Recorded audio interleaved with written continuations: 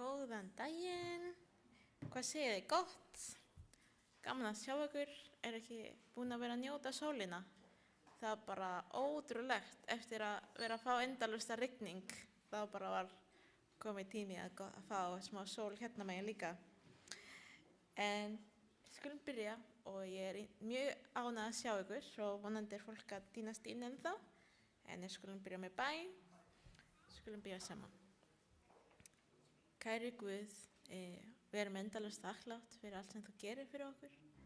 Við erum þakklátt fyrir að við erum hérna komin saman til að tilbiðja þig og læra þig og hérna vera við hvort annað og eiga góð samband við hvort annað við þig. Ég vil biðja þig að vera með þau sem eru á leiðinni, með þau sem eru heima að horfa, við þau sem eru veikir og geta ekki hort eða komið. Vertu með þeim og gefa þeim huggun og já, endalaust að fólk að þjást í heiminum núna og við viljum biðja þig að vera með okkur öll.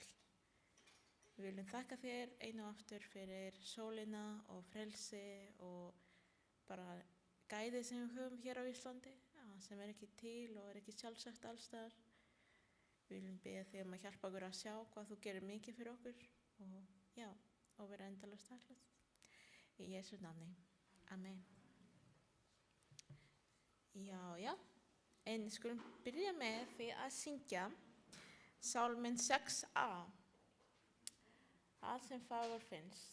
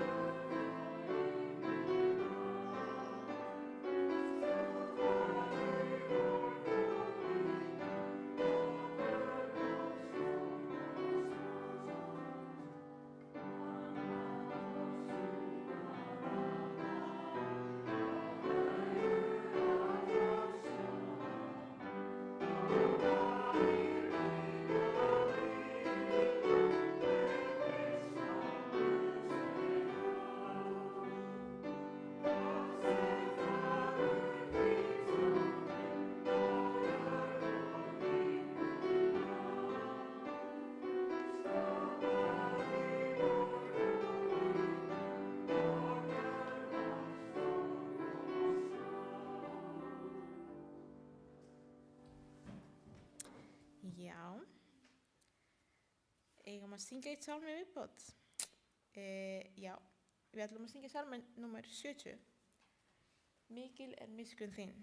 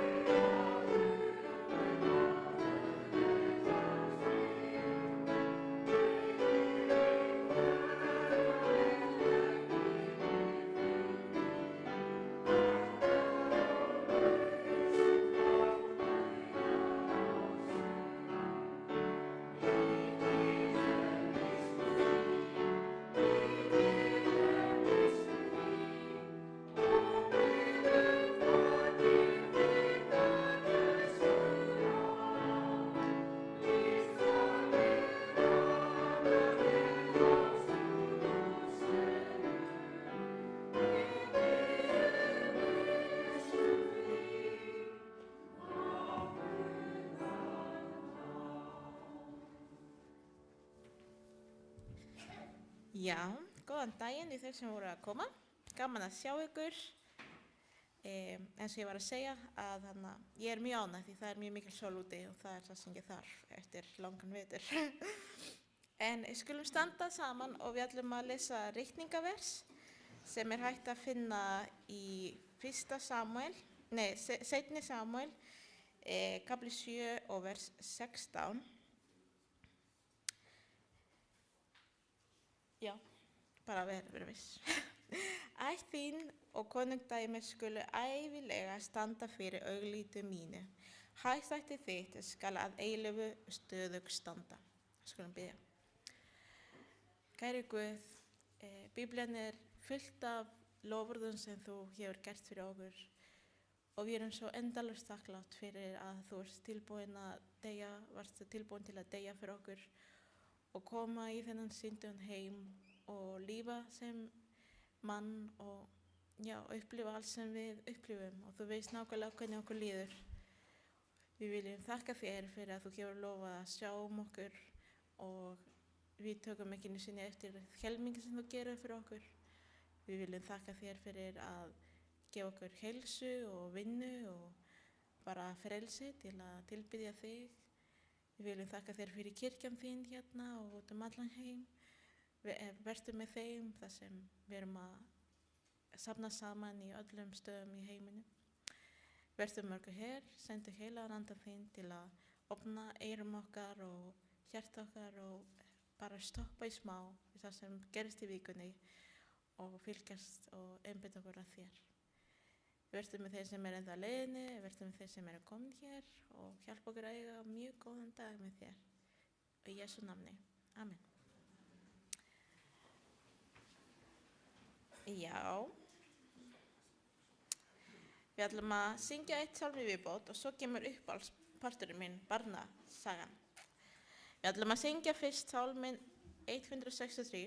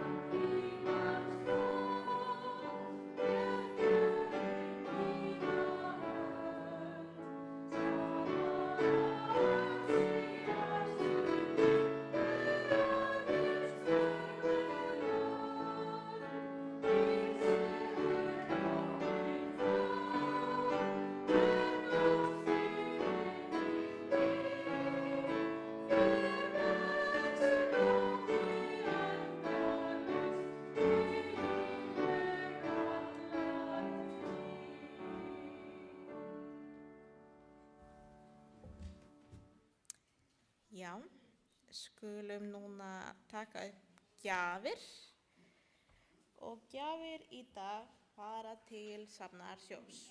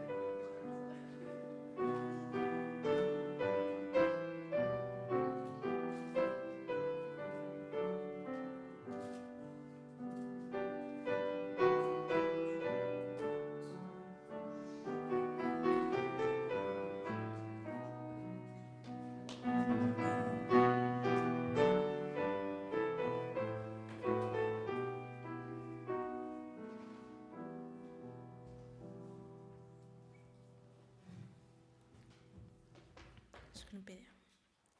Kæri himneski Faðir, við viljum þakka þér fyrir þessar gjafir sem þú gefur okkur. Við viljum, bara biðja þig að blessa þessar gjafir og margfalda þær og hjálpa okkur hérna í kirkjunni að nota þeim í þeim tilgangur að þetta sé þér til dýrðar og hjálpa okkur að sjá þeim bræður sem í neyð og hjálpa honum líka. Hjálpa okkur að sjá hvar og hvernig við getum hjálpa öðrum og í þínu kirkju líka. Í Jesú nafni. Amen. Takk, stelpur.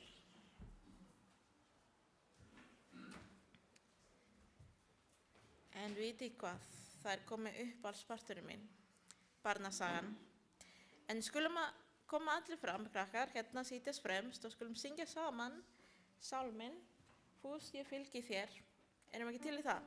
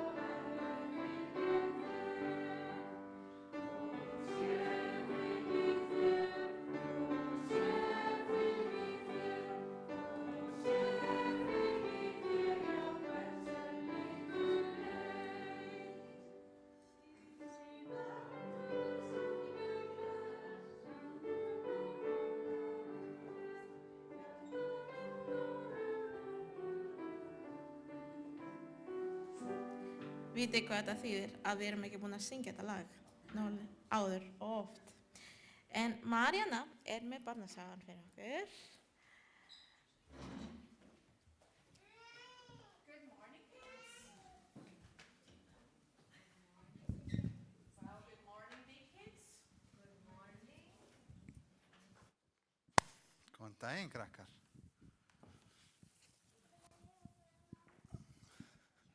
Gleðilega fjórðadag. Happy Sabbath. I'm happy that you're all here today. Ég er svo glöð að sjá okkur allir í dag.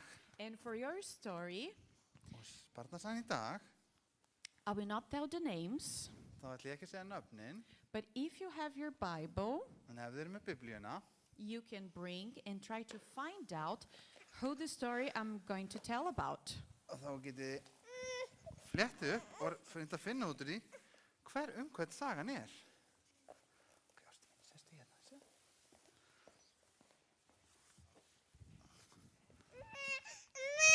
Bossi, Bossi.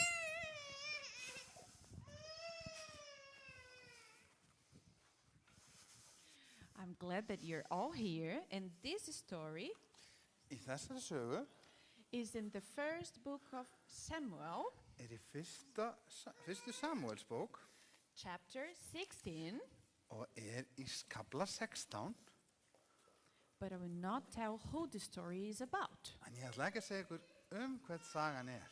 And I always bring something to you, Ég kem alltaf með eitthvað fyrir ykkur, but today your special gift is going to be served after lunch.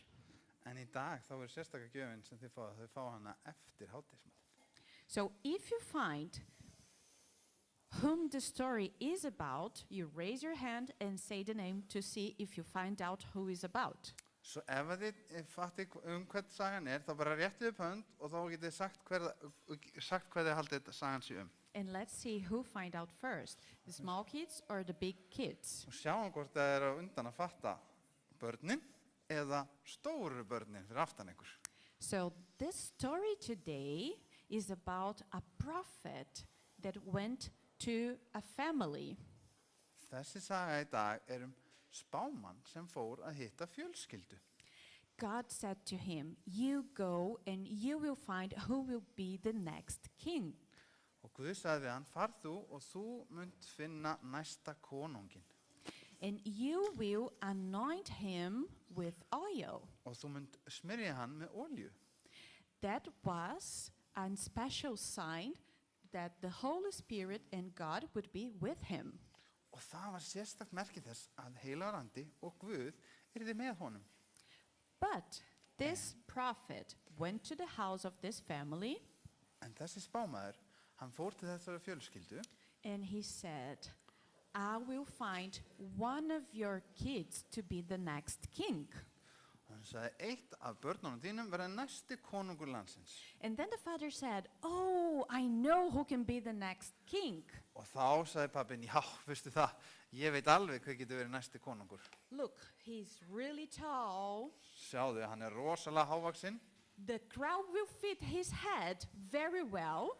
og hann er svo sterkur og kóranan, hún mun passa bara mjög fínt á hausinn hans. He smells really good. Það er góð lykt af honum And I guess he's really strong to be our next king.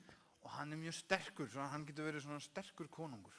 But since you're all helping me learn Icelandic, En að því að þið muni krakkar þér að hjálpina að læra íslensku, how do we say this fruit in Icelandic? hvernig segjum við nafn á þessum ávexti á íslensku? Ananas. Ananas. Okay, so now I learned this one. Þá er ég búin að læra nafn á honum. And then God told the prophet, oh, is not this son? En þá sagði Guð spámanninum, nei, það er ekki þessi sonur. But the prophet said, look at him, God. He's really tall, strong, and really good to be our next king. En sjáðan, Guð, hann er svo sterkur og stór, hann var í flottur konungur fyrir okkur. And God said, please try again. En Guð sagði, leitaðu betur.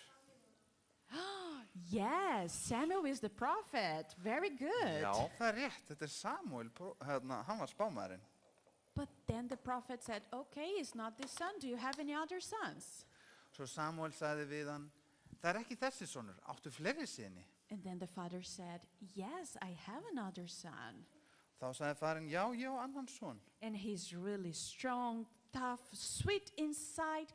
He is perfect to be our next king.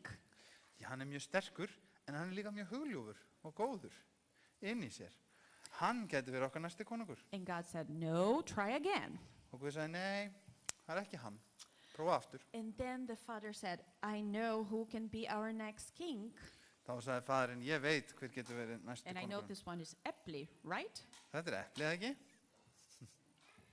And then he said, I have another perfect son Og faðirinn sagði, ég er með annan son who sem can getur alveg be verið our fullkomin next king til að vera næsti konungur and okkar. is really perfect. Hann er alveg fullkomin. Look, the crown will also fit his head. Sjáðu kórónan passar alveg á höfuð á honum. How do we say strawberry? Hvernig segir við? Jarðaber. Já, jarðaber. Yeah. And do you think it's good? Finnst ykkur jarðaber góð, krakkar?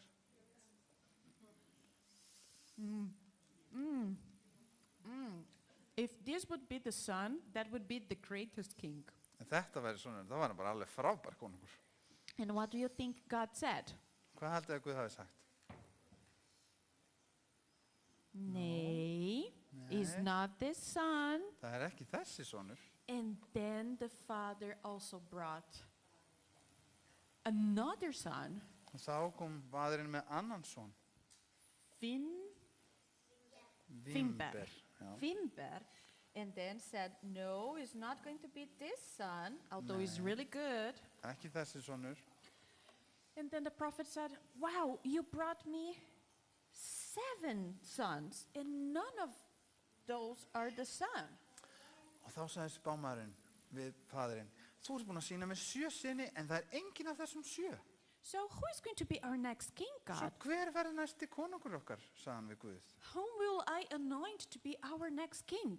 Hvern á ég að smyrja með olíu til að vera næsti konungur And okkar? then the father remembered, oh, I have the smallest son, En þá myndi faðirinn, já, sko, yngsti sonu minn.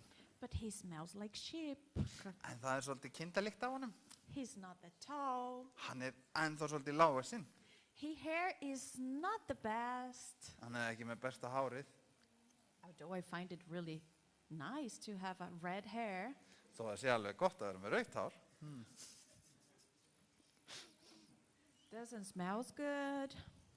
Lyktin ekki alveg eins góð, The skin is not soft. ekki mjúkur.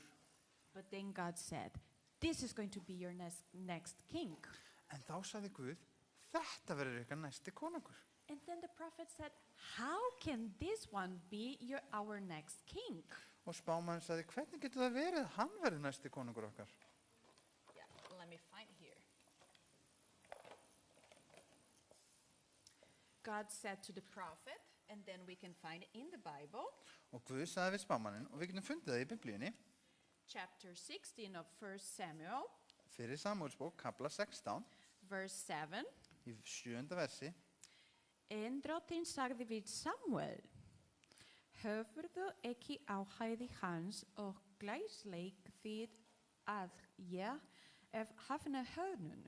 Guð lítur ekki á það sem maðurinn lítur á.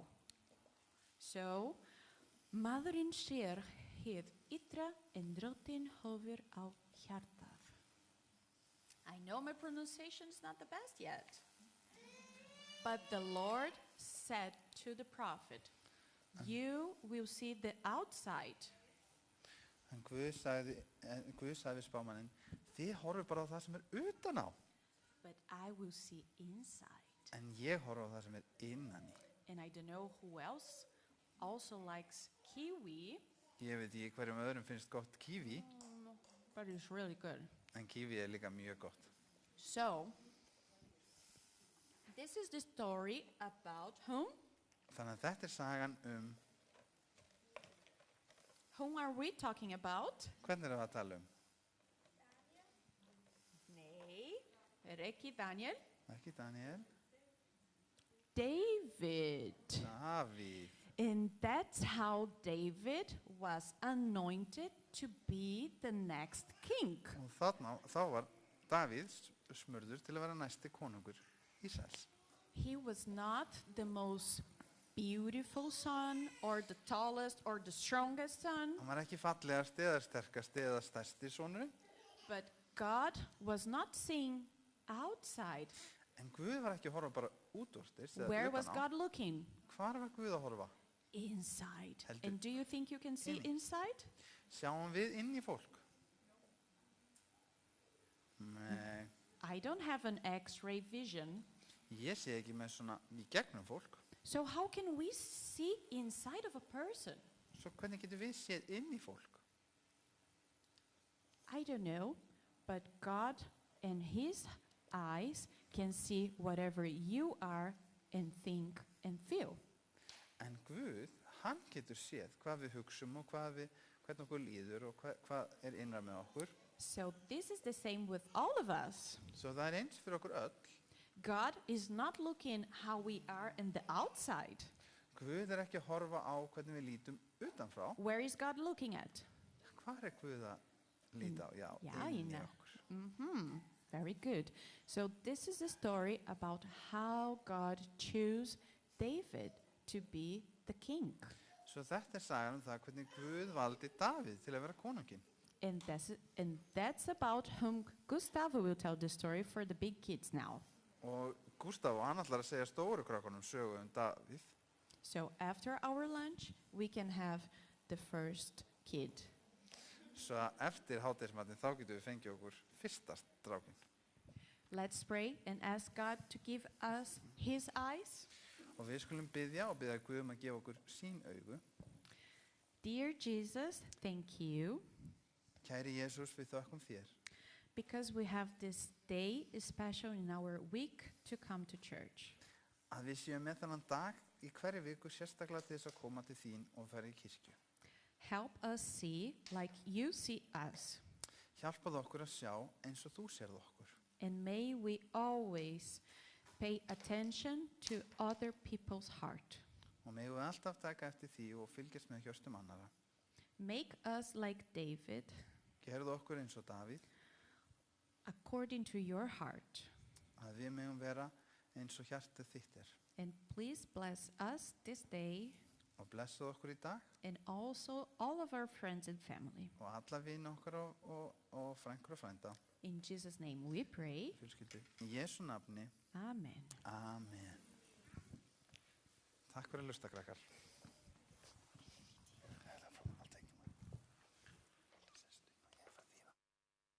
Takk, Mariana, fyrir söguna. Ég mjög spennt að borða þessi ananas eftir. Núna ætla Gustavo að koma og segja sögu fyrir okkur stórum börnin.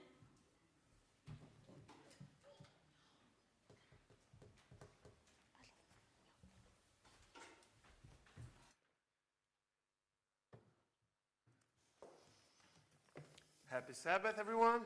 Gleðilegan hvíldardag, öll sem vel. Gleðileg hvíldardag. Feliz sábado. Okay, you know the drill. Þið eru farin að þekki ná þetta. How's your week? Hvernig var Been so vikan far? ykkar? Good? Góð vika? Sunny? Warm? Sól og hiti? Yeah, mine Yeah. too. So, once again, welcome everyone. Verið hjartalega velkomin öll sem vel. My name is Gustavo. Ég heiti Gustavo I'm the pastor of this community here. og ég presturinn hér í kirkjunni hérna. And for those who are visiting us for the first time, I'm not from here, of course, you can see. Og fyrir þau ykkur sem eru kannski hérna í heimsókn fyrsta skinn, þá ég nú ekki héðan á I'm Íslandi. from Brazil, as my wife, Mariana. En ég og kona mín, við komum frá Brasilíu. And sometimes I just I don't know, we just could end the sermon with Mariana's story here. It was so nice. Og stundum það bara þannig að við getum bara stoppað ræðuna á barnasögunni. Þetta var mjög góð saga hjá Maríönnu. I think one of the principles to teach anyone is you being able to tell a story to a kid. Og það svona grundvöldlega því að geta kennt öðrum að geta sagt börnum sögu. And if you can make a kid understand everything about these so complex ideas, Og ef maður getur útskýrt fyrir barni flóknar hugmyndir, we can make grown-ups understand as well. So thank Þá- you, Mariana. þá getum við líka hjálpað fullorðnum að skilja. So we reached out our 7th episode of our series. Og við erum komin í 7. þátt í seríun okkar. And I forgot. Hi, Mom. Hi, Dad. They're watching from Brazil. Og ég glemdi, hæ mamma og pappi, And for everyone who's watching through our YouTube page, welcome as well. mamma og pappi að fylgjast með á netinu og allir hinnir sem að fylgjast með á netinu okkar verið hjartalega velkomin. So we are studying the covenants of God throughout the Bible. Og við höfum verið að rannsaka sáttmála Guðs út í gegnum Biblíuna. And we start to study because of this passage that probably you guys know by heart by now, Jeremiah 31:31. Og við hófum það að lesa þetta og þessar með því að lesa Jeremía 31:31 og þið kannski And þekkja orðið utan why að. did I choose this verse?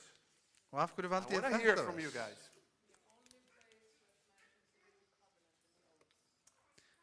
Þetta er 8 plus to you, Sigrun. og Sigrún var This með is rétt. the only place in the entire book, Old Testament, the Bible, that appears the new covenant word. Og þannig að það er alveg rétt hjá Sigrúnu, þessi reikningarstaður er valinn því að þetta er eini staðurinn í Gamla testamentinu þar sem það er talað nýja sáttmálan. And it says like this, in the days are surely coming, says the Lord, when I will make a new covenant with the house of Israel and the house of Judah. Sjá, þeir dagar munu koma, segir drottin, að ég mun gjöra nýjan sáttmála við Ísraels hús og Júda hús. So, last episode we saw the covenant at Sinai and we understood and we learned that another meaning to the covenant is freedom. Og í síðustu viku þá vorum við að skoða þetta og þá vorum við að líta sérstaklega til sáttmálan sem er gefin á Sínaífjalli og þá lærðum við það að þessi sáttmálar, þeir veita frelsi. Because we sat at the foot of Sinai and heard the 10 words or the 10 commandments. Af því að við sátum við fjallsrætur Sínaí og við heyrðum þessi 10 orð, það er boðorðin 10. That called people out of slavery in Egypt into their royal identity. Sem kölluðu fólkið út úr Egyptalandi, úr þrældóm, yfir í hið konunglega veldi sem þau áttu að tilheyra. And we have watched throughout the series God moving step by step. Og við höfum séð í gegnum ræðurnar og þetta, hvernig Guð hefur leitt og byggt upp skref fyrir skref. And we arrived in this part of our entire series. We left the bottom and now we are here like in the midsection. Og við höfum komist og við höfum búið með grunnpartin hér og við höfum komin í part nummer 2 í okkar röð. And after the Sinai, we arrived today at a king. Og eftir að við höfum komið frá Sínaífjalli þá komum við í dag að konung. A shepherd boy from Bethlehem. Þetta er hirðir frá Bethlehem.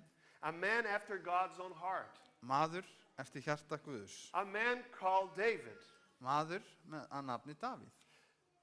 So today we're going to discover that David is not just a king. Og í dag ætlum við að skoða það að Davíð var ekki bara konungur. You're going to discover that actually David is a crossroads. Og við komumst að því að Davíð er í raun og veru einhvers konar vegamót.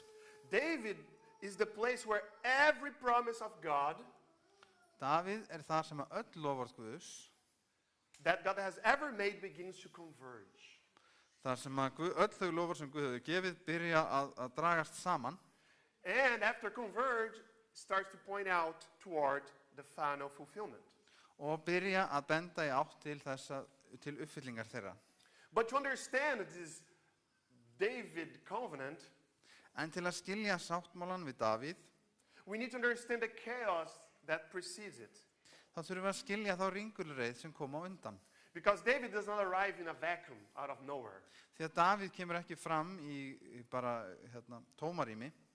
He arrives at the end of one of the most turbulent periods of Israel's story. Hann kemur að lokum eitt svona erfiðasta tíma sögu Ísraels. So we're going to jump a lot of time since the Sinai covenant.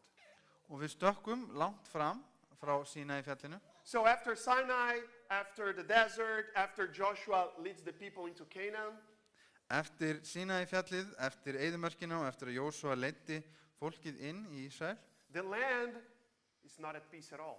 þá engitt friður í landinu ennþá. The book of Judges is one of the most difficult books in all scripture to read, if you try to read sometime. Og Dómarabókin, ein erfiðasta bókin til að fara í gegnum í Biblíunni. It's a cycle of unfaithfulness, oppression. Og það kemur aftur og það ótrúmennska og þá er þau hersettin. Rescue and faithfulness again, and so and so and so. Svo kemur björgun og trúfesti og svo aftur og aftur. And right at the end of the book of Judges, Og í lok dómarabókarinnar we see that it ends with a civil war. þá sjáum við það að þetta endar með borgarastyrjöld. A brutal conflict between Israel and the tribe of Benjamin Mikil barátta milli Ísraels og Benjamin ættarinnar that nearly tears the nation apart. sem næstu því liðar þjóðina í sundur. And the very final line of the book of Judges is one of the saddest lines in the entire Bible, in my opinion. Og loka versið í dómarabókinni eitt af með sorgmætustu versum sem ég hef séð, sem mér finnst ég sé í Biblíunni. In Judges 21 verse 25 says, in those days Israel had no king and everyone did as they in their own eyes. Í dómarabók 21. kapla og 25. versi stendur: Í þá daga var engin konungur í Ísrael. Hver maður gjörði það sem honum vel líkaði. They had no center, Þau höfðu engan miðpunkt, no anchor, no direction. engar leiðbeiningar. Everyone doing whatever they wanted. Allir gerðu bara það sem þeim sýndist. Sounds familiar? Hljómar það ekki svolítið kunnuglega? And so, in 1 Samuel, the people came to the prophet Samuel and they demanded a king. Og í fyrri Samúels bók þá kemur fólki til Samúels og krefst þess að fá konung. And they asked, like, give us a king like all other nations have around us. Gefðu okkur kóng, allir aðrir eru með kóng, allar hinar þjóðinar eru með kónga. And if you remember the story, Samuel became frustrated and angry. Og ef þið munið söguna þá var Samúel reiður við þessari beðni. But God answers to Samuel, they haven't rejected you, Samuel. They have rejected me as their king. En Guð svarar Samúel og segir honum: Samúel, þau hafa ekki hafnað þér, þau hafa hafnað mér sem konung. And God does not abandon them, at all. En Guð skilur þau þó ekki eftir. Otherwise, he said, okay, fine, I'll give them a king, but I will choose the king. Og hann gefur það eftir þeim og leifir þeim að velja, leifir þeim að fá konungan. Hann segir: en ég mun velja konungin. But here's something really interesting now. En hér eitthvað sem mjög áhugavert. 400 years before this, 400 árum fyrir þetta, before Israel even entered the land, áður en að Ísrael kom inn í fyrirheimslandið, God had already addressed this case. þá var Guð nú þegar búinn að taka á þessu máli. In the book of Deuteronomy, chapter 17, Og í 5. Mósebók, chapter 17, 17. kapla, verses 16, 17, and 19. 5. Mósebók, 17. kapla, vers 15, 16, 16 to 17 and 19. 16 til 17 og 19. I'm going to read here and you can follow in your own Bible, in your own language. Og þið getið fyllt eftir í ykkar biblíum. So it says, the king must not build up a large stable of horses for himself or send his people to Egypt to buy horses. For the Lord has told you, you must never return to Egypt. Eigi skal hann hafa marga hesta, ég heldur fara aftur með líðin til Egyptalands til þess að afla sér margra hesta, með því að drottin hefur sagt yður, þér skulið aldrei snúa aftur þessa leið. The king must not take many wives for himself, because they will turn his heart away from the Lord, and he must not accumulate large amounts of wealth in silver and gold for himself. Hann skal og eigi hafa marga konur, svo að hjarta hans gjörist eigi fráhvert, og hann skal eigi draga saman ógirni af silfri og gulli. In verse 19, he must always keep that copy with him and read it daily as long as he lives. That way he will learn to fear the Lord his God by obeying all the terms of these instructions and decrees. Og hann skal hafa hana hjá sér og lesi henni alla ævidaga sína, til þess að hann læri að óttast drottin Guð sinn og gæti þess að halda öll fyrirmæli þessa lögmáls og þessi ákvæði. 19. vers. So we see here that God's idea of kingship is the opposite of the world's. Svo við sjáum hér að hugmynd Guðs konung, það algengur alveg og berhög við það sem að heimurinn hafði hugsað konunga. No military build up. Hann átti ekki að hafa her. not accumulating power Átti ekki or að- richness, Átti ekki að safna saman valdi og ríkidæmi. no harem with wives, Hann átti ekki að eiga margar eiginkonur. but instead, he says, read the Torah every day. Know God. Be a servant king. En það skipti öllu máli. Hann ætti að lesa Tóra í hverjum degi. Hann ætti að þekkja Guð og hann ætti að vera þjónustu konungur. So the kingdom of God has always been about serving, not being served. Svo í ríkidæmi Guðs það hefur alltaf snúist alltaf það að þjónusta en ekki vera þjónustað. In the first king, Saul fails almost immediately. En fyrsti konungurinn hann Sál, hann raun og veru fyrir aflega bara eiginlega frá strax frá upphafi. He starts building alliances in the way that the world builds alliances. Hann byrjar að gera bandalög eins og heimurinn gerir bandalög Through military strength, political deals, í gegnum hervald og í gegnum pólitískar samninga. through his own agenda, and God do what? Removes him from the throne. Og þetta þjónar hans eigin hagsmunum en Guð fjarlægir hann frá korunni. And then God sent Samuel to Bethlehem, Og þá sendi Samuel til Betlehem, to a family with 8 sons, til fjölskyldu sem átti 8 syni. and he passes over the tallest, the strongest, the most obvious, like, oh, this must be the one. Og hann fer framhjá þeim elsta, þeim háastasta og starkasta. But God says, no, I want that one, the youngest one. En Guð segir, nei, ég vil fá þennan yngsta. The one out there in the fields, the shepherd. Þennan sem úti á akrinum, ég vil fá hirðirinn. As is written in 1 Samuel chapter 16, verse 7, Og eins og við lesum í 16. kapla fyrir in the Samúelsbókar, last part of the verse. versi 7, síðasta hlutanum. The Lord doesn't see things the way you see them. People judge by outward appearance, but the Lord looks at the heart.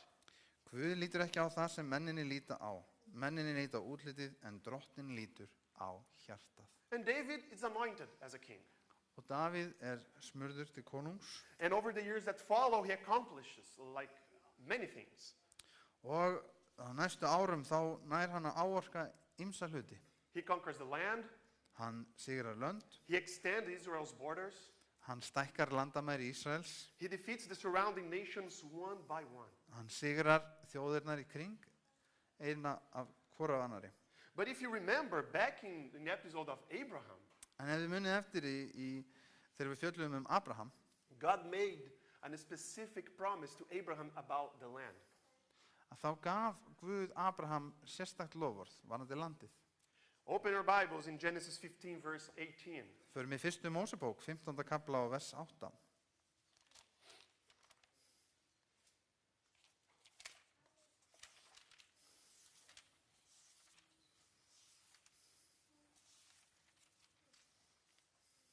It says like this: on the day the Lord made a covenant with Abram and said, to your descendants I give this land from the Wadi of Egypt to the great river, the Euphrates.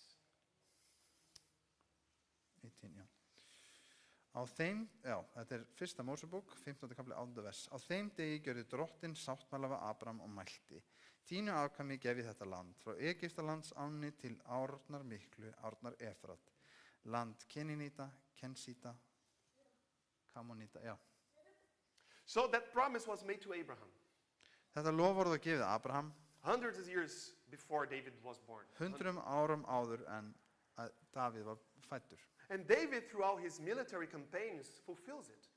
Og Davíð með hernaði sínum, hann uppfyllist þetta lofvörð. For the first time in Israel's story, Í fyrsta sinn í sögu Ísraels, this land described in Genesis 15 það var landið sem var lýst í fyrstu Mósebók 15. kapla. is actually under Israelites' control. Það í raunverulega undir stjórn Ísraels. And this matters a lot. Og þetta skiptir máli. Because back in Deuteronomy, Af því að þarna við förum tilbaka, God had given a specific instruction about it. þá hafði Guð gefið mjög nákvæm fyrirmæli varðandi þetta. In Deuteronomy 13, verses 9 to 11, Og í 4. Mósebók 13. kapla. I'm sorry, I think it's 12, not 13. Let me see here. Nei, fyrir ekki 5. Mósebók, afsaki. I think 12.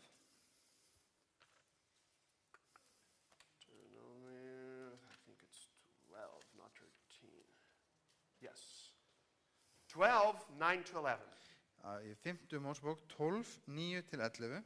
It says like this, because you have not yet arrived at the place of rest, the land of the Lord your God is giving you as your special possession.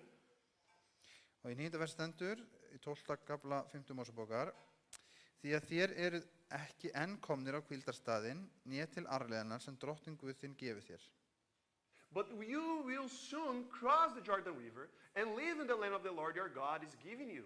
When he gives you rest from all your enemies, and you are living safely in the land, En þegar þér eru komnir yfir Jórdan og hafið sest að í landinu sem drottinn Guð þér lætur þér fá til eignar, og þegar hann hefur veitt yfir frið fyrir öllum óvinnum yðar í allt í kring og þér hafið búið óhultir, then you shall bring everything that I command you to the place that the Lord your God will choose as a dwelling for his name. Your burnt offerings, your sacrifices, your tithes, your donations, and all of your choice votive gifts that you vow to the Lord. 11. vers, þá skal sá staður drottinn Guð yðar velur til þess að láta nafn sitt búa þar, vera staðurinn þar sem þið færið til allt sem ég býð yður. Brennifórnir yðar og slátufórnir, tíundir yðar og það sem þér færið að fórnargjöf, og allar útvaldar heitfórnir yðar þér heitið drottni. What God is basically telling here to Moses and the people of Israel, Það sem Guð hér að segja Móses og Ísraelsmönnum, you cannot build a temple or sanctuary until people have rest, until the land have rest. Hann segir við þau, þið geti ekki byggt mér musteri fyrir að það komið friður í hvíld á landinu. Until the land is secure, the borders are secure. Þið þurfa að tryggja landið, þið þurfa að gera frið og koma upp ykkur landamærum. And David know this. Og þetta þekkti Davíð. Because David reads the Torah every single day. Og þetta þekkti Davíð því hann las í Mósebókunum, Tóra, á hverjum degi. He is a student of the word. He recognized the moment. Hann var námsmaður í Guðs orði, hann þekkti þetta. He looks around at the territory that he conquered. Hann lítur á það svæði sem hann sigraði. And he understands that the conditions of this passage have been met. Og hann skildi það að þau skilyrði sem sett voru fram í þessum versum, að þau höfðu verið uppfyllt. He thinks like the land is at rest. Og hann Now the hugsaði, time has come. nú komin friður eða hvíld, nú komin tíminn. And like jumping a little bit forward when Solomon builds the temple, Og ef við stígum einu skrufi lengra þegar Salomon byggir musterið, and at its dedication, the text records something truly worth of our attention here. og þá mikilvægt, og hér, þá sjáum við í textanum, þá kemur þetta fram sem mikilvægt og við skulum skoða það vel. It's in 1 Kings 8, verse 65. Það í fyrri konungabók, 8. kapla og vers 65. And if you remember, Solomon did not fight any war. Og ef þið munið rétt, þá hann Salomon, hann háði engin stríð. Solomon inherited all the land secured by his father. Salomon, hann erði, eða fekk til eignar, allt þetta land frá faðir sínum. And look the description here in verse 65. So Solomon held a festival at the time of Israel with him, a great assembly, people from Lebo Hamath to the Wadi of Egypt. Þannig hélt Salomon hátíðina og allur Ísrael með honum mikill söfnuður, norðan þaðan leið líkur til Hamat, allt suður til Egyptalands ár. From Lebo Hamath to Wadi of Egypt, those boundaries are the same boundaries that described to Abraham in Genesis 15. Frá Hamat og allt suður til Egyptalands ár, þetta sömu landamæri og lýst hér í Mósebókunum. And to Moses in the book of Numbers, chapter 34. Og einnig sem var lýst fyrir Móse.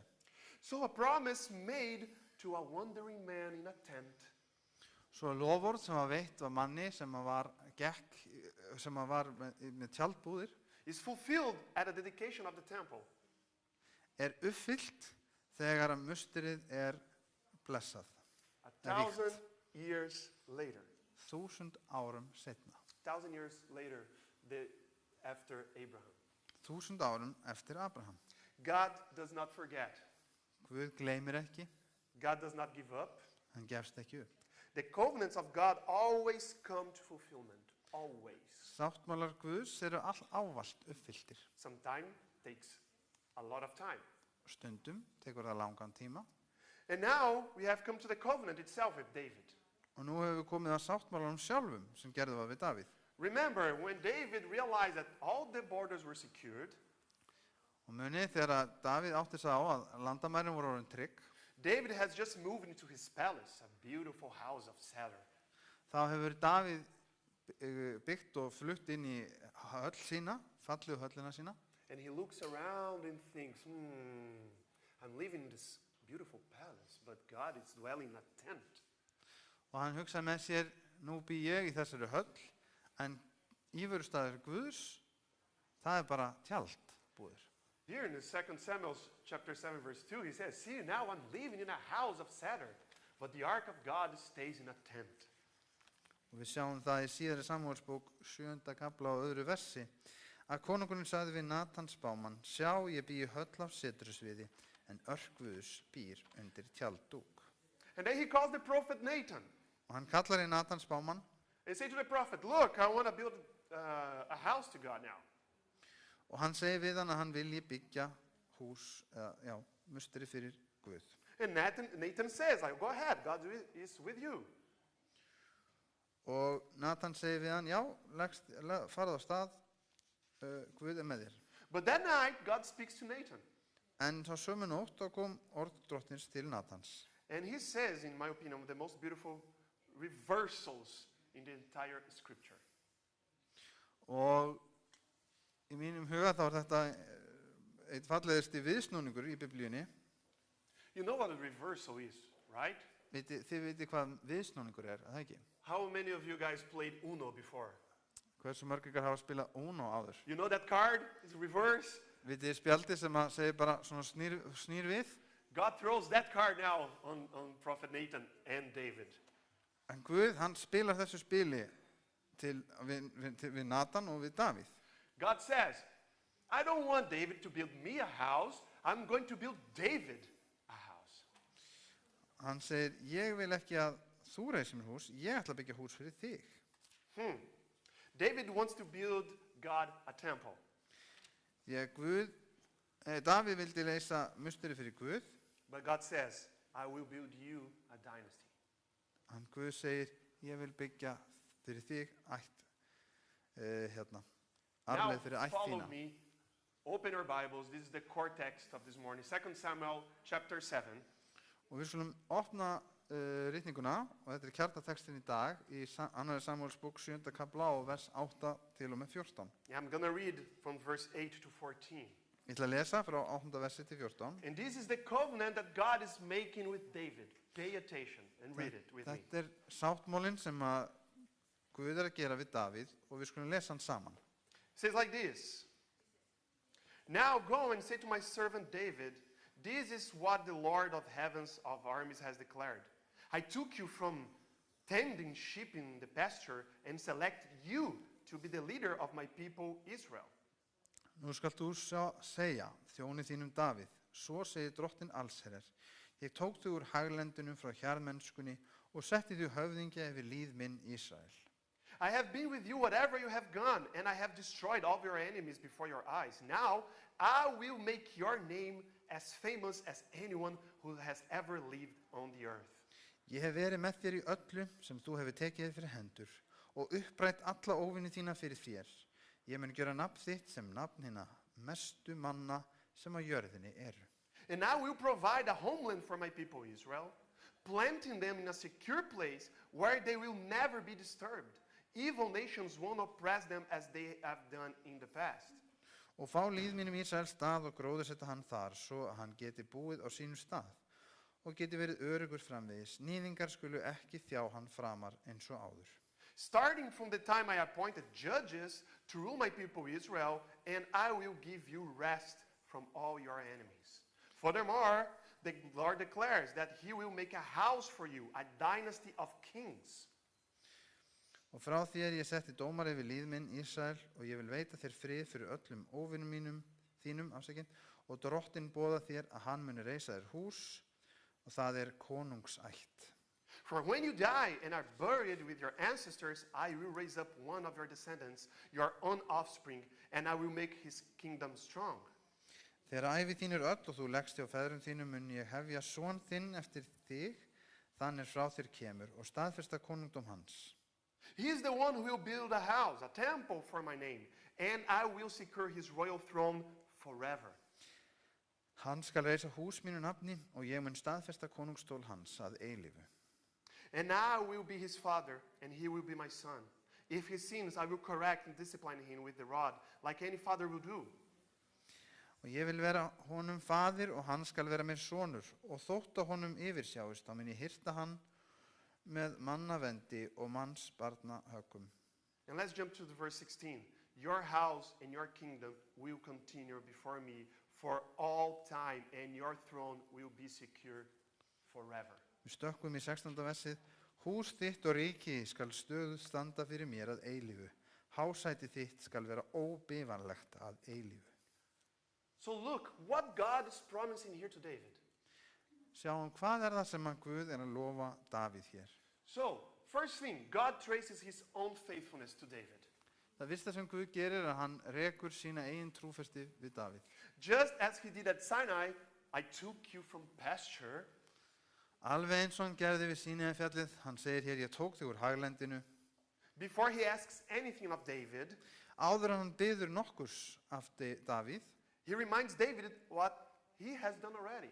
þá minnir hann á það sem hann hefur gert nú þegar fyrir And Davíð. if you are noticing the pattern, this is how a covenant works. Og ef þið takið eftir munstrinu sem við erum að sjá hér, þá þetta alveg eins og sáttmálar eru uppsettir. Where the relationship precedes any requirement. Þar sem sambandið kemur á undan öllum kröfum eða skildum. Second, God promises a descendant. Og að öðru lagi Guð lofar honum syni eða erfingja. And this is echoes Genesis 3 with Eve, Adam and Eve. Og þetta svipað og við sjáum í fyrstu Mósebók, þar sem að Adam og Eva About a descendant will crush the snake's head. og niðjan sem mun kremja höfuð snáksins, And echoes again höggormsins. what God told Abraham about his descendants as well. Og minnir okkur líka á loforðið til Abrahams hans niðja. And you can see here that the promise that God made to Abraham Og við sjáum hér að loforðið sem Guð gaf Abraham, is now becoming more narrow and narrow and narrow. það að þrengjast og vera nákvæmara og nákvæmara. Look, first he starts from like the entire population of the world as like a descendant from Eve, could be anyone, right? Fyrst þá það allir á jörðinni, það að segja, allir öll börn Evu og Adams. And then he goes from descendants of Abraham, like no, not the entire planet. Now the descendants from this guy here. Og svo þrengir hann þetta aftur og segir nú þið niðjar Abrahams. And not just any descendant of Abraham, there's descendants of Jacob, Israel. Svo segir hann, nei, það ekki bara niðjar Abrahams, heldur niðjar Jakobs. But not all the sons of Israel, but one specific, the tribe of Judah. Og ekki bara synir Jakobs, heldur það Júda ættbálk.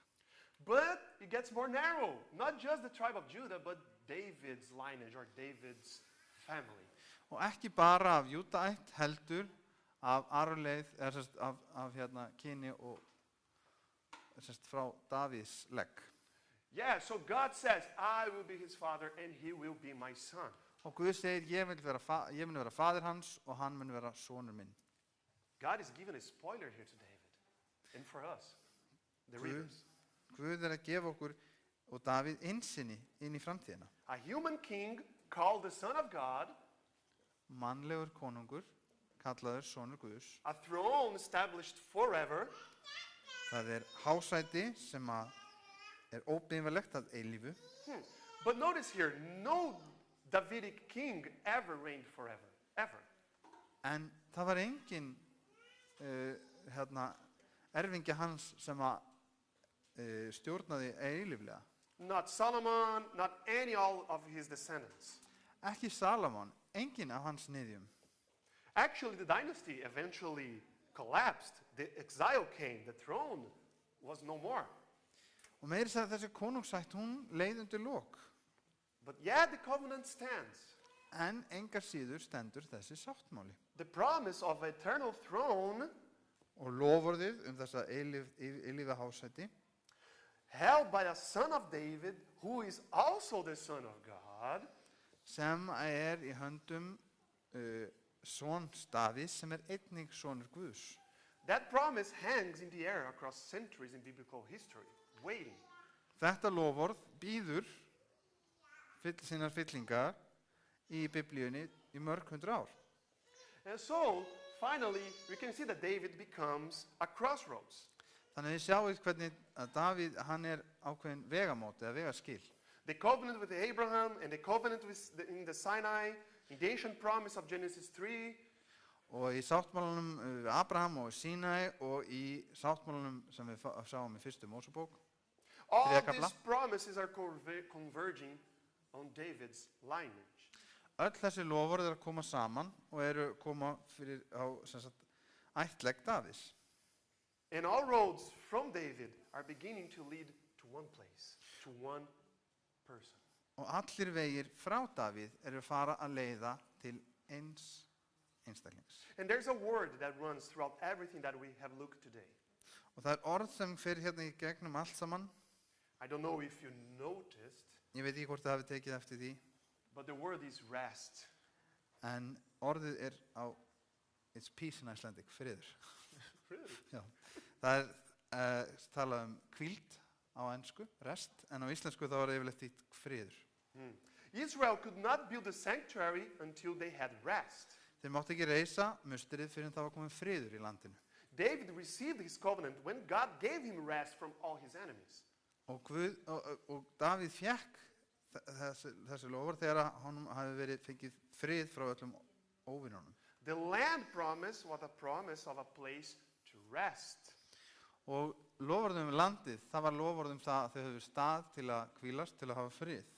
And in Hebrew, this word rest, menuha, Og þetta orð, menuha, í is hebreskunni, not just about stop.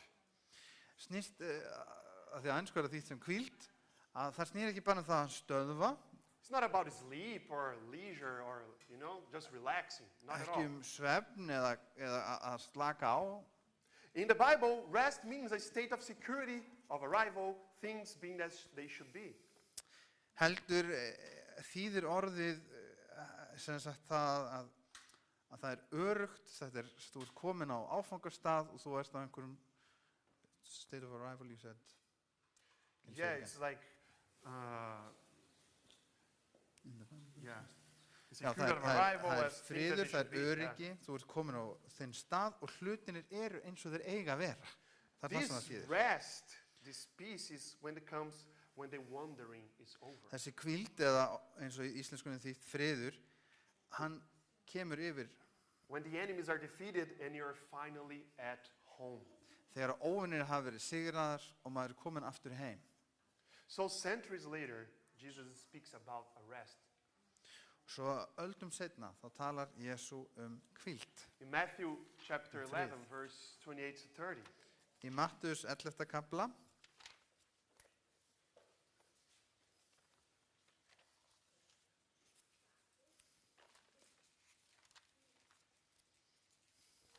Jesus said, "Come to me, all of who are weary and carry heavy burdens, and I'll give you rest." og í 11. kapla Mattheusar Guðs spjalls og í 28. versi stendur: Komið til mín allir þér sem erfið og hafið þungar byrðar og ég mun veita yður hvíld. Take my yoke upon you. Let me teach you, because I'm humble and gentle at heart, and you will find rest for your souls. Takið á yður mitt ok og lærið af mér, því ég hóvær og hjarta lítilátur, og þá munið þið finna hvíld sálum yðar. For my yoke is easy to bear, and the burden I give you is light. Því mitt ok ljúft og byrði mín létt. Jesus will give us rest. Guð mun gefa okkur þessa hvíld, Jesús mun gefa okkur þessa hvíld. Not the rest of a military victory nor a territory secured, Ekki bara hvíld vegna þess að herinn búinn að tryggja frið í landinu, a rest for our souls. heldur hvíld fyrir sálu okkar. The rest that comes when you stop trying to build your own kingdom. Svo hvíld sem kemur frá því þegar við hættum að reyna að byggja okkar eigið konungsdæmi. David longed to build God a house. Davíð vildi byggja Guði hús, And God said, I will build yours. en Guð sagði, ég mun byggja þitt. God always reverses the direction. Guð, God always reverses the direction. hann snýr við eða umbreytir stefnunni. Because God always acts first. Af því að Guð alltaf fyrstur til. When we think we are doing something for God, Þegar við höldum að við séum að gera eitthvað fyrir Guð, we discover that God has been doing something for us all along. þá uppgötum við það að Guð hefur verið allan tíman að gera eitthvað fyrir okkur. And let me ask you one question this morning. Og mér langar til að spyrja ykkur eina spurningu hér í morgun, sárið. What is that keeping you from rest right now? Hvað það sem skilur þig frá hvíld núna? Is it fear? Það ótti? It's a burden that you have been carrying along with you too long? Það þung byrði sem þú hefur verið með, að veltast með allt of lengi? It's a promise you are still waiting to see fulfilled? Það loforð sem þú býður ennþá eftir því að sé uppfyllt? And this waiting has made you tired? Og biðin hefur gert þig þreytt eða þreytan? The God who remembered Abraham after decades and centuries of silence, Sá Guð sem mundi eftir Abraham eftir áratugi af þögn, who remembered Israel after 400 years of slavery, sem mundi eftir Ísrael eftir 400 ár í þrældómi, who brought his covenant with David, sem gerir sáttmála sinn við Davíð, that same God has not forgotten you. sá sami Guð hefur ekki gleymt þér. His covenants come to fulfillment always, Sáttmála hans ávallt uppfylltir. even when our waiting is too long. Jafnvel þótt okkur finnist biðin of löng. So we're going to conclude adding one more description to the covenant. Og því að lokum þá ætlum við að ljúka hér með því að bæta við einni lýsingu á sáttmálum Guðs. We saw that the covenant is a bond. Við sáum það áður að sáttmálin binding, það sem bindur saman. Covenant is a relationship. Og sáttmálin eru samband. Covenant is vulnerability. Sáttmálin það sem við sýnum, gefum tækifæri á okkur og sýnum Covenant is preservation of life. Og sáttmálin snýst það að varðveita líf. Covenant is surrendering control. Og sáttmálin snýst það að gefa valdi frá sér, eða stjórnunum frá sér. Covenant is freedom. En sáttmálin líka frelsi And today we add the seventh. Og nú bætum við hinn 7. Covenant is rest. Að sáttmálin líka hvíld eða friður. Rest in the daily sense. Þessi hvíld í hinnu daglega merkingu. You have to rest in the idea that you do not have to earn God's love. Við þurfum að hafa hvíld og hafa frið í huga þegar við áttum okkur á því að við þurfum ekki að vinna okkur inn kærleika Guðs. That you do not have to perform or produce or prove yourself worthy to God. Að við þurfum ekki að vinna okkur inn. That the God who chose David from a pasture and chose Moses from a burning bush, Að Guð sem valdi Davíð, hirðirinn Davíð og Móse í brennandi logandi runanum, the same God chooses you this morning. að hinn sami Guð kýs þig hér og nú í þann morgunsárið. And he chooses you to rest in the eternal sense. Og hann kallar þig til þess að hvíla þig í hinnum eilíflega skilningi þess orðs. That the promise of God will come to fulfillment, Að no matter how long the waiting. Að loforð Guðs munu uppfyllast, sama hver löng biðin No matter how quiet the sky seems above us right now, Og hversu sem að himinin lítur út fyrir ofan okkur í dag, the God of the covenant has not forgotten. He's building, he's moving. að Guðs sáttmálans, hann hefur ekki gleymt okkur. Hann byggir og hann hreyfir og færir við hlutum. He built David a house, Hann byggði hús fyrir Davíð and he's building one for you right now. og hann að byggja hús fyrir þig. Akkurat Let's eins og pray. við skulum byggja. Dear Heavenly Father, Kæri himneski faðir, sometimes the waiting seems too long, stundum verðist okkur biðin vera of löng. too tiring. Við erum of þreytt á henni. Sometimes we don't feel we are at rest at all. Stundum líður okkur eins og enga hvíld sé að finna. Sometimes we feel our souls going thinner and weary and tired. Og við finnum stundum að sál okkar orðin þreytt. But looking at your covenants and how you kept your promise, En þegar við lítum á sáttmála þína og hvernig þú hefur haldið þín loforð, that must give us a certainty that you will fulfill every single promise that you made. það gefur okkur þessa fullvissu það að þú munir standa við og uppfylla öll þín loforð. And here we are this morning, Og hér erum við í dag waiting for your final promise to be fulfilled, your return. og við bíðum eftir að hið loka loforð sé uppfyllt að endurkominni. Give us the strength and the patience, Gefðu okkur styrk þinn og þína þolinmæði.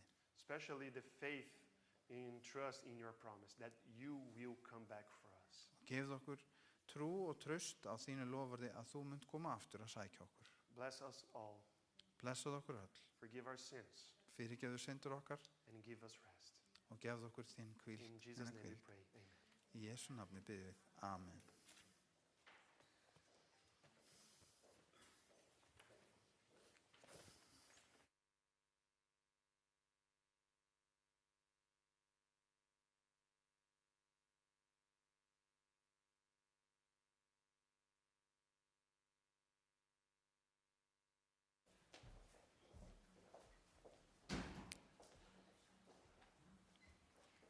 Takk, Gustavo.